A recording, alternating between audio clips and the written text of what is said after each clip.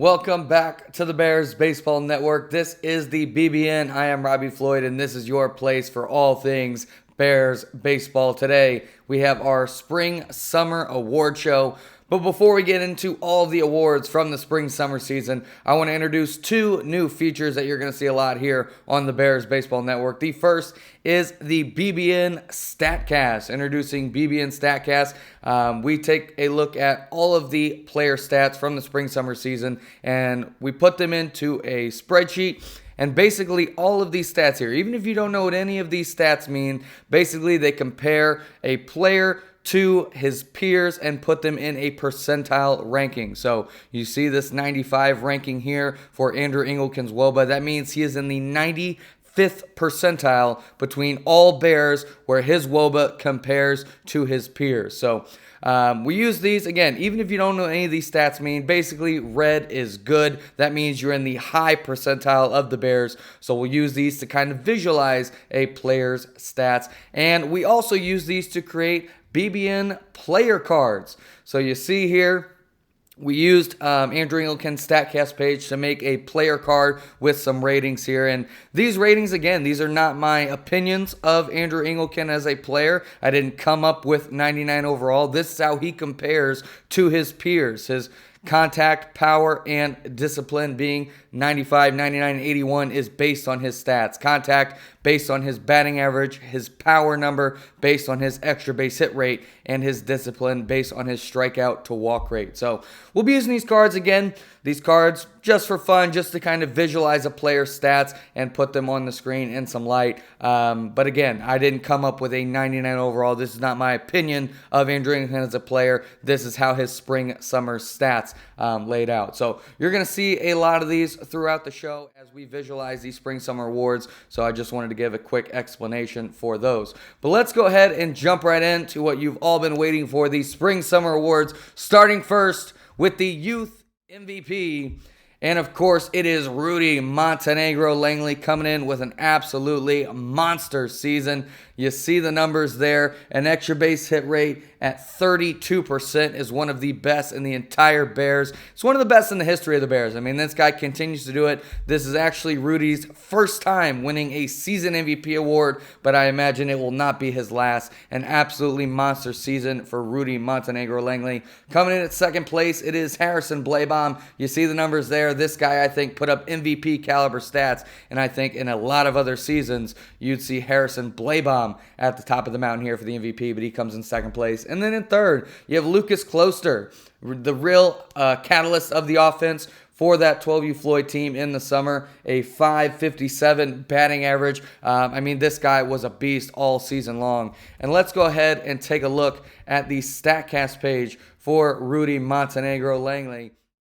And what you're going to see is a lot of red. These number 100s here, that means he is the best in the Bears in comparison to his peers. So you see all these 100s, that means he leads the Bears in all these stats. This guy is an absolute beast. And yeah, I wouldn't be surprised for Rudy Montenegro Langley to be racking up the MVP awards as his career goes on. So congratulations to Rudy, Harrison Blaebaum, and Lucas Closter, top three in the MVP. And let's go ahead and move on to our high school MVP. As we'll pull it up here, the high school MVP. It is Lucas Wilburn, a big-time season for him. The highest batting average of all high school players by a significant margin. I mean, there was not another high school player who hit above 500. Lucas Wilburn up at 576, and you see it represented there in his BBN player card. He was an absolute monster this season. Let's go ahead and pull up Lucas Wilburn's Statcast page, and you see there the batting average in the 98th percentile for the Bears. This guy, a lot of red here on his Statcast page, an absolute beast, and a great season for Lucas Wilburn. He is our high school MVP. First MVP award for Lucas Wilburn, but again, he's been in the top three many times in the MVP award. So finally, Lucas Wilburn gets on the board with his first MVP in his Bear career. Congratulations to Lucas Wilburn. In second and third, you got a couple 16U Floyd players, Andrew Willeret and Landon Nickerson. Both these guys with monster seasons. Again, you look at the stats here, a 19.5% extra base hit rate for Andrew Willeret.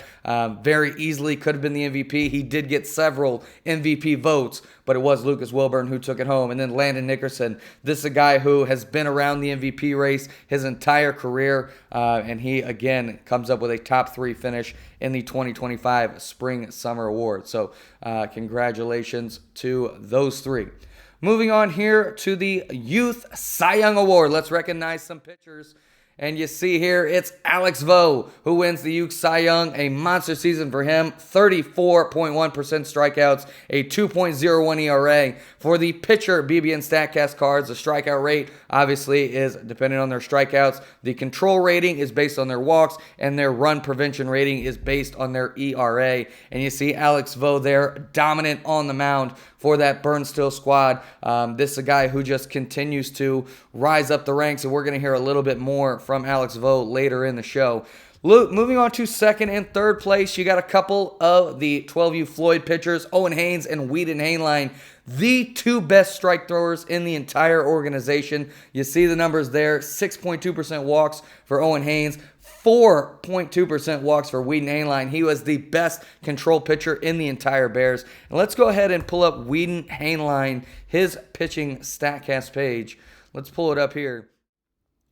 You see the 100 rating here is strikeout to walk rate is the best in the Bears. His first pitch strike rate is the best in the Bears, and his walk rate is the best in the Bears. Whedon Hainline is the best control pitcher maybe we've ever seen. I mean, this guy continues to pump the zone, and the difference between Whedon Hainline this year versus last year is the strikeout rate. Last year, Whedon was a well below average strikeout pitcher. This year, he's gotten up to above average in the 64th percentile. So if Whedon can keep driving those strikeout numbers up while containing this masterful control, you're going to see Whedon Hainline.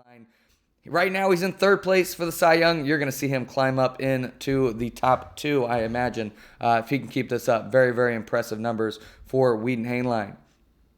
Let's go ahead and take a look at the High School Cy Young Award. It's Mason Geddes who brings home the High School Cy Young.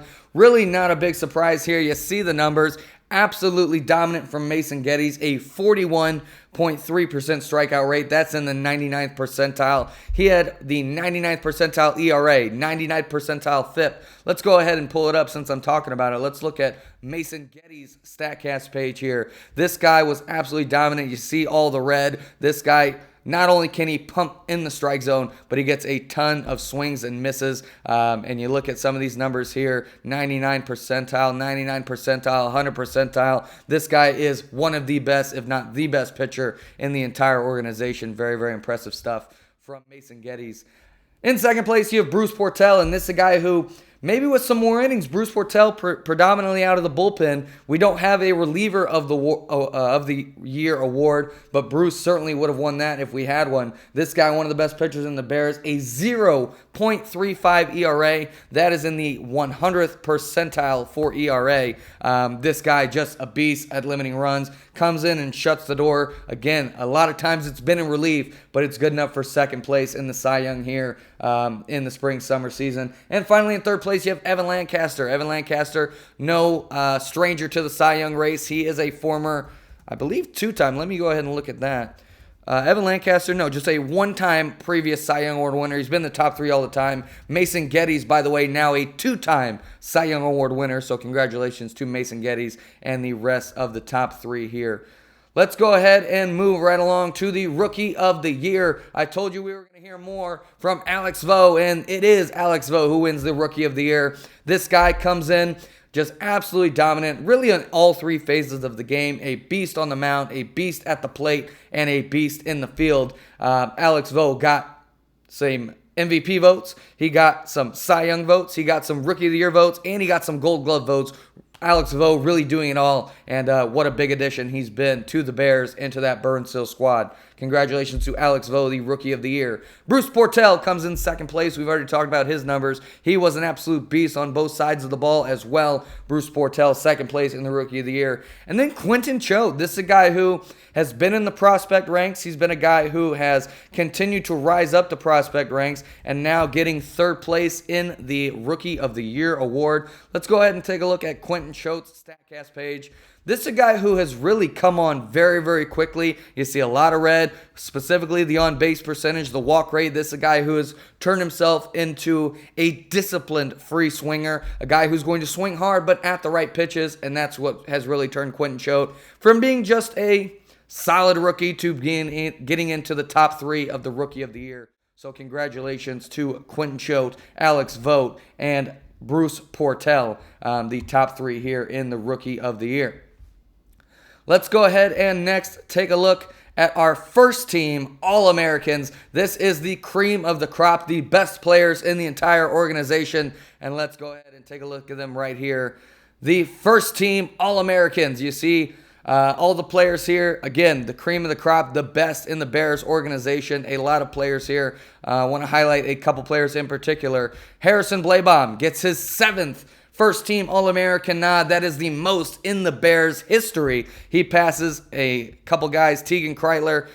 He's one ahead of Andrew Wheeler, one ahead of Ben Combs for the most in Bears history. So congratulations to Harrison Bleibom. 7 first team All-Americans. Several other guys here. Landon Nickerson picks up his 6th, Ben Combs his 6th, and Andrew Wheeler at his 6th first team All-American nods. And you look through the rankings, a couple guys picking up their first team All-American nods. Joey Burgess, he's been in the conversation as one of the most improved players in the last couple of years. Former top 5 prospect, I believe former number 1 overall prospect.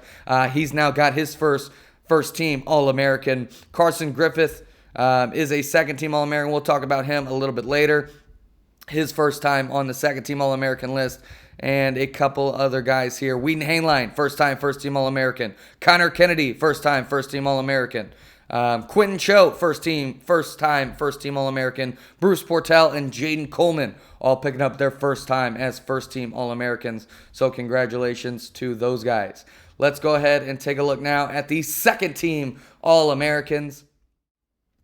Some of the best prospects in the Bears, some of the best role players in the Bears here. Your second team All-Americans. James Allison, a monster season. Probably the best 11U player in the Bears right now. He'll go into his 12U season with, I think, some chances to be in the MVP in the first team All-American conversation for the fall. You see Knox Kennedy, a big season for him. Carson Griffith on the second team All-American list. Ben Bonchek, Fletcher Chastain. Colby Howard, one of the guys who I wanted to highlight. This guy was an absolute beast. You're going to see him when the prospect list drops in the next coming weeks. You're going to see Colby Howard in the top 5. I can guarantee you that. Let's take a look at Colby Howard's Statcast page.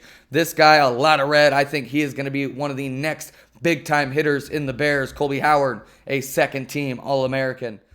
Looking down the rest of this list, Kenny Douglas and Hunter Finley, very nice seasons for that 13U Burnsville squad. Manon Hammontree, his first time in an All-American list. He's there alongside Colby Lair, Nifri Kabarkis, and Hank Schultz for 14U. Conrad Comiskey was in the Rookie of the Year conversation as well. He finished 4th in the Rookie of the Year voting. He's here on the second team All-Americans alongside Lucas Velchek, Parker Ells, and John Armbruster, who has maybe his best season to date in the spring-summer season. Moving on, Aiden Page, Logan Eckert, Jude Blattner, and Eric Latrania round out the second team All-Americans. So congratulations to all of those players. And finally here, the last thing we have for the Spring Summer Awards, it is the Gold Gloves. Let's take a look at the best fielders in the Bears. And you see it here, the Gold Glovers from catcher all the way to right field. And I'll tell you what, these are the premier defenders in the Bears. Rudy Montenegro Langley takes home his second Gold Glove. Harrison Bleibom, the Gold Glover, over at first. Next to Dom Palucci, his first Gold Glove, over at second. Owen Weibrecht, the Gold Glover, over at short, with Ben Combs taking home his first Gold Glove at third base. In left field, you have Ben Bonchak taking home his first Gold Glove, next to Andrew Willeret, the premier outfielder of the Bears. And finally, Logan Payne. You could put him in a couple different spots here on the Gold Glove list, but he wins it in right field. Logan Payne, one of the best premier utility defenders in the Bears. So congratulations here to all of the Gold Gloves. That's going to do it for this episode of the Bears Baseball Network. Next week, we will take a look at the top 50 prospects in the Bears, and we'll also talk about the first weekend of Bears baseball. That's going to do it for this episode of the Bears Baseball Network, and we'll talk to y'all next week.